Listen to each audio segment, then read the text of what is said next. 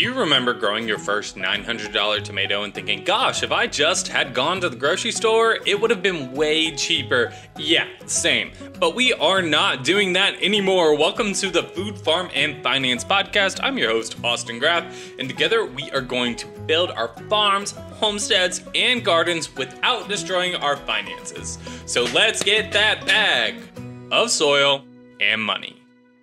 Welcome back to another episode of the Food, Farm, and Finance Podcast. I'm your host, Austin Graff, and together we are making gardening, farming, all that jazz more affordable and more accessible. So let's get into it. Today's episode is nice and juicy. She's a juicy one. We like it.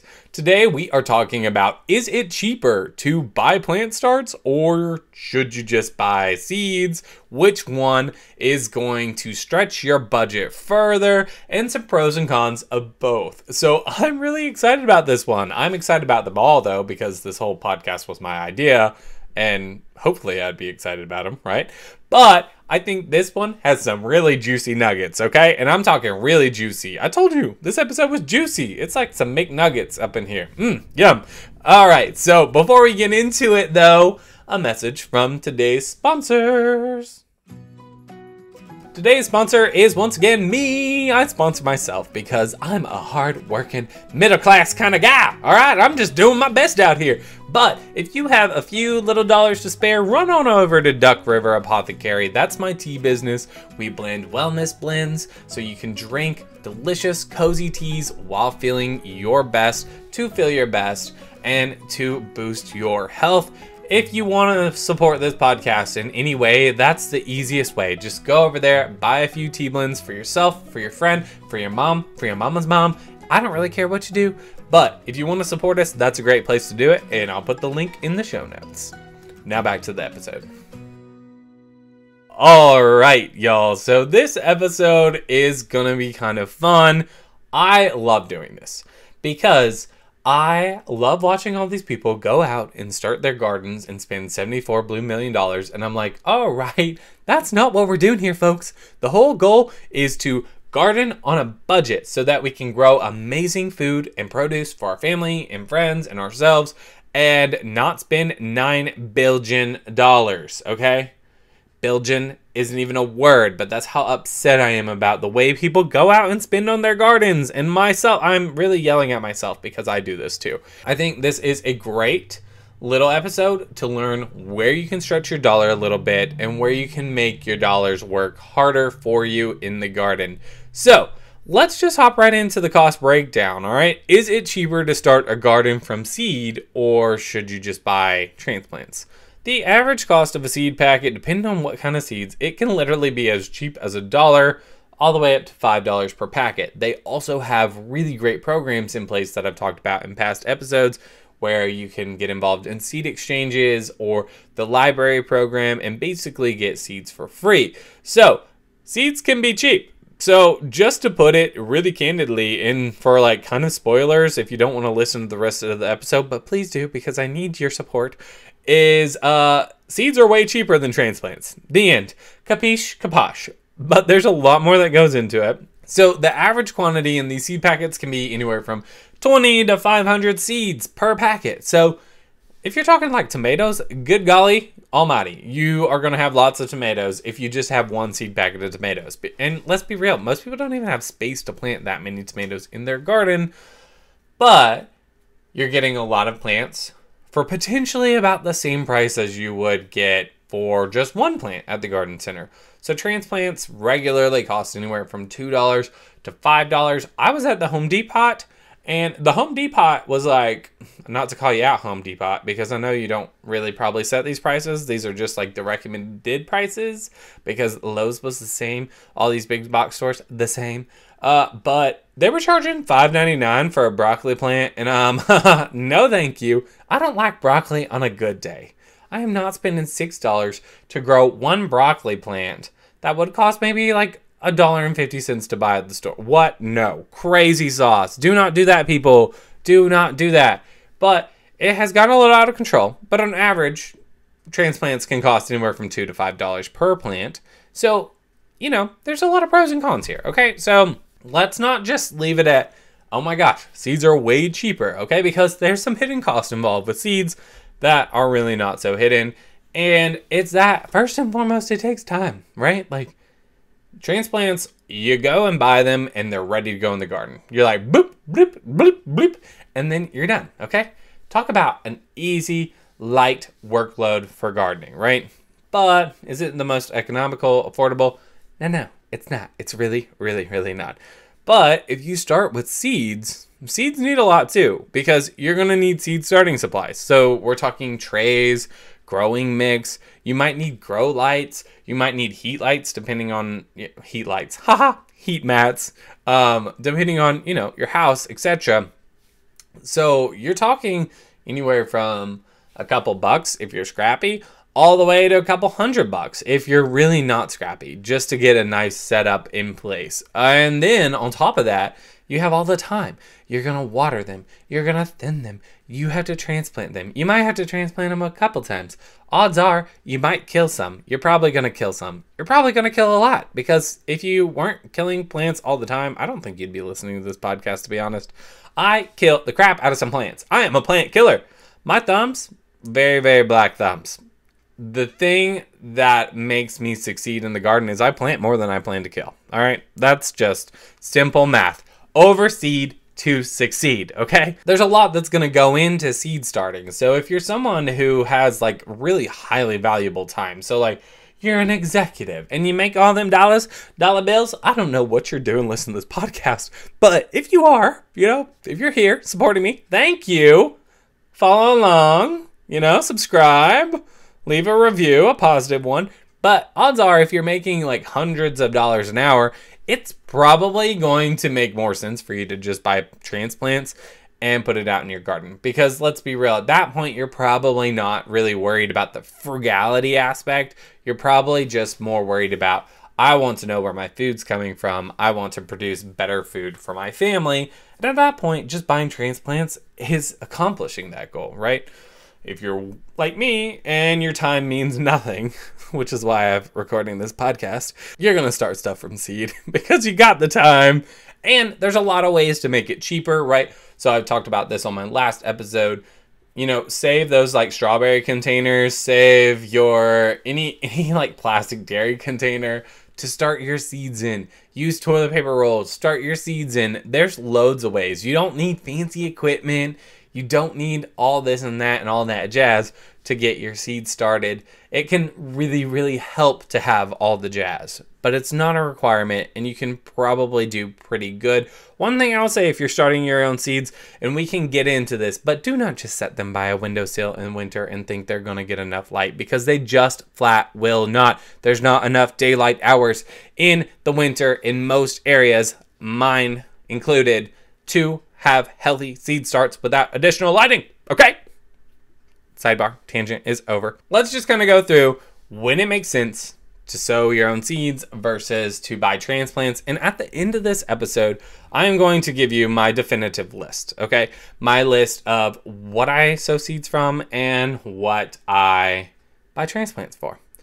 All right, so when sowing seeds makes sense is if, like I said, your time is a little lower value, like my own, and it's just a budget-friendly option, okay? Or if you are sowing a large garden, particularly also the seed varieties, if you have garden space outside, if you can direct seed any of it, there is no sense in not buying seeds. So, for example, corn.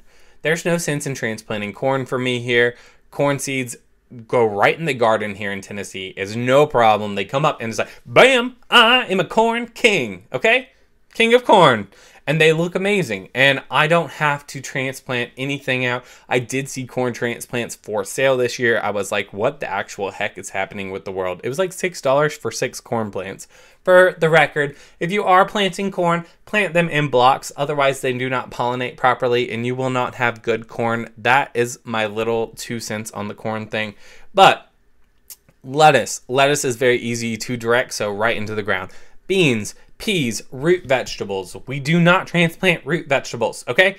There might be a few that you can get away with it, but we're not out here transplanting carrots. We're not out here transplanting turnips because root vegetables don't like, shocker, their gigantic root disturbed. So we do not transplant root vegetables. So for all of those items, anything that can easily go out into the garden and just sprout up, you want to buy seeds. You do not want to buy transplants. It is a waste of money. It's also a waste of time and resources to buy transplants for those items. Because let me tell you, a transplanted, say, like tray of corn takes way longer to transplant out those corns.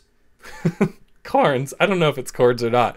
Corn than it does to just sow an entire seed block of corn. So if they can be direct sown into the garden, you're not just wasting your time and your money with, like, I mean, it's just bad all around if it can easily be grown and sown right in the garden.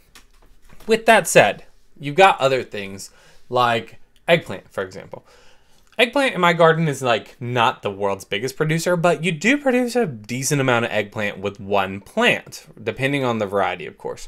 But eggplant, much like peppers and tomatoes, needs to be started here in Tennessee somewhere around like February, late January to be productive in the garden. That is an early start. Like nothing else is going on at that time. And I almost always forget to start my eggplant. And I like eggplant and I like growing eggplant. So that's one of those plants that sometimes I will go and buy the $5 eggplant plant because it makes me happy to have that in the garden and I usually forget.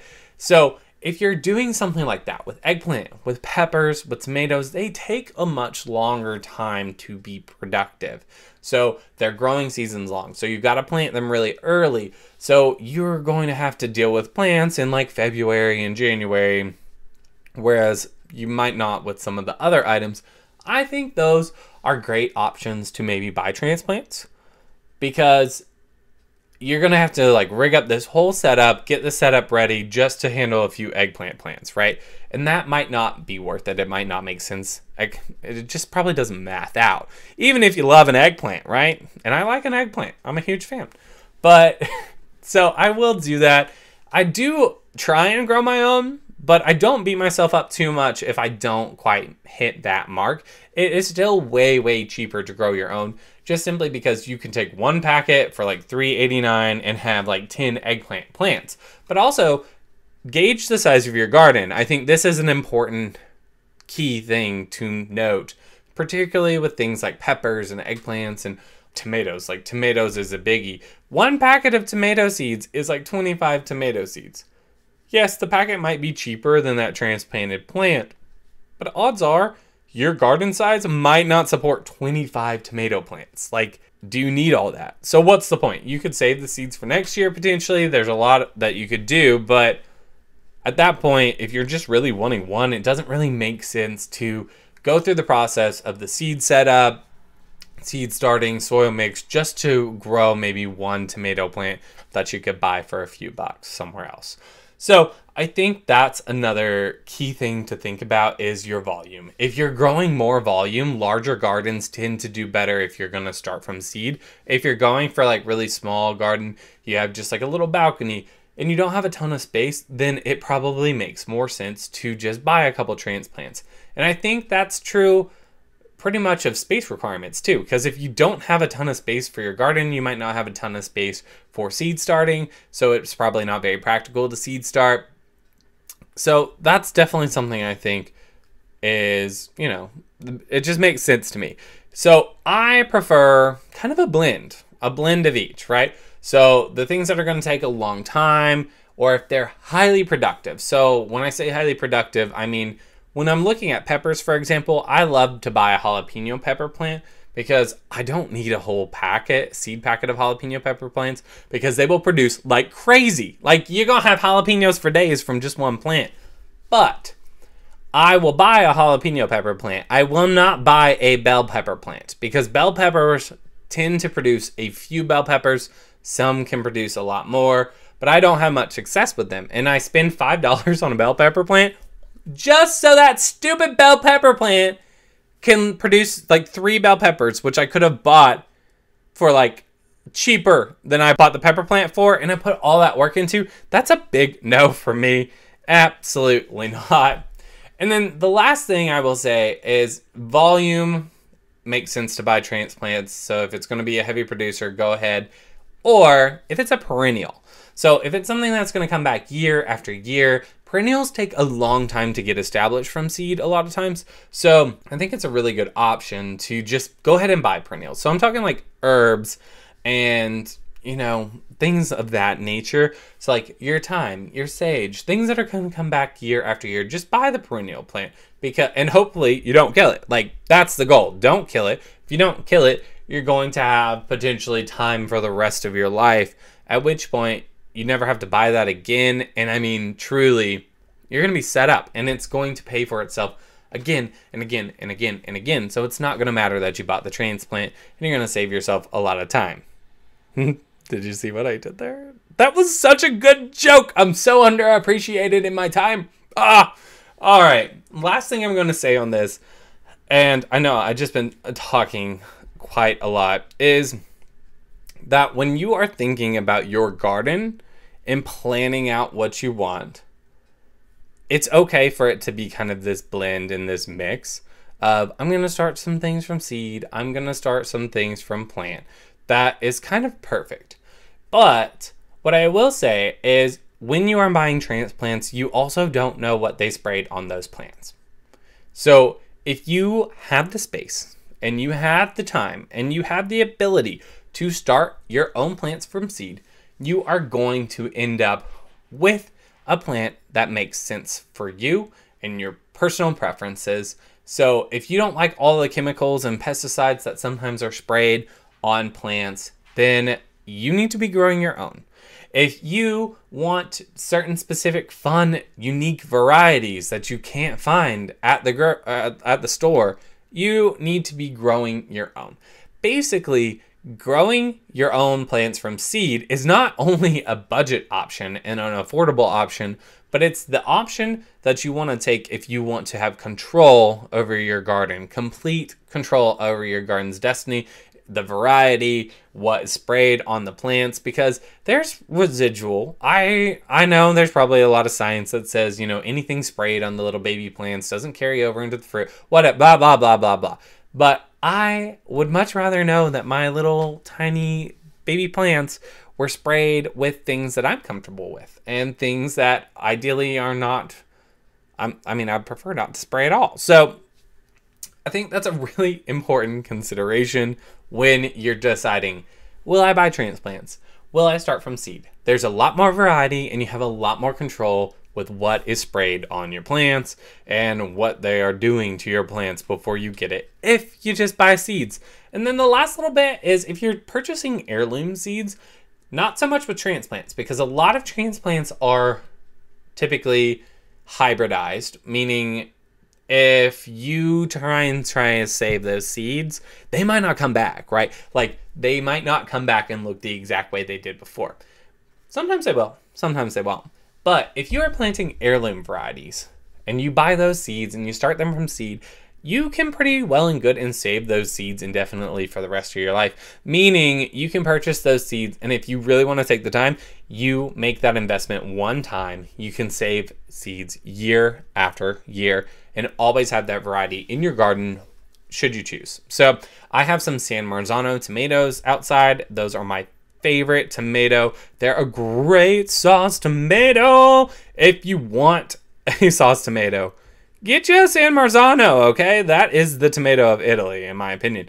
But anyways, I planted them in one spot 2 years ago. They self-seed, meaning I let a few of the tomatoes just kind of rot and do their thing, and they come back year after year as these gorgeous San Marzano tomatoes, and I love them. I absolutely chow down on them. So seeds are really a great option. But like I said, I don't think there's a bad option here. Whether you're choosing transplants, whether you're choosing seeds, it just really depends on where you're at and your status. Seeds are definitely the cheapest route you can possibly go, even with all of those additional expenses of getting a seed setup going. They're definitely still cheaper. But don't beat yourself up if you buy some transplants. If you are behind on the times and you don't have tomatoes, and all those kind of like long growing peppers ready to go in your garden, buy yourself some, treat yourself. Oh, and last little thing, there are some things that you just really can't get around buying. So like garlic, for example, you buy garlic seeds. It's actually garlic cloves that you're buying, planting into the ground. You can keep those year after year after year, but there are some things you just can't grow from seed. Even though it is called garlic seed, it's really not garlic seed. So it's okay. Some things you have to buy little rootstocks of, etc. So be flexible. There's no hard line in the sand here. The important thing is to just get growing. And if you're going to plant from seed, overseed to succeed, okay? You want to make sure you plant enough that you can eat it, the bugs can eat it, bacteria can eat it, and the birds can eat it, okay? All right, until next time, I hope you enjoyed this episode. As always, please hit that little notification that lets you know when I have a new episode. Download, follow along, leave me a review, tell me how I'm doing, and if you got a few little spare dollars, don't forget to go over there and support Duck River Apothecary. Get yourself a cozy tea blend. You deserve a little treat. Until next time, guys, I'll see ya.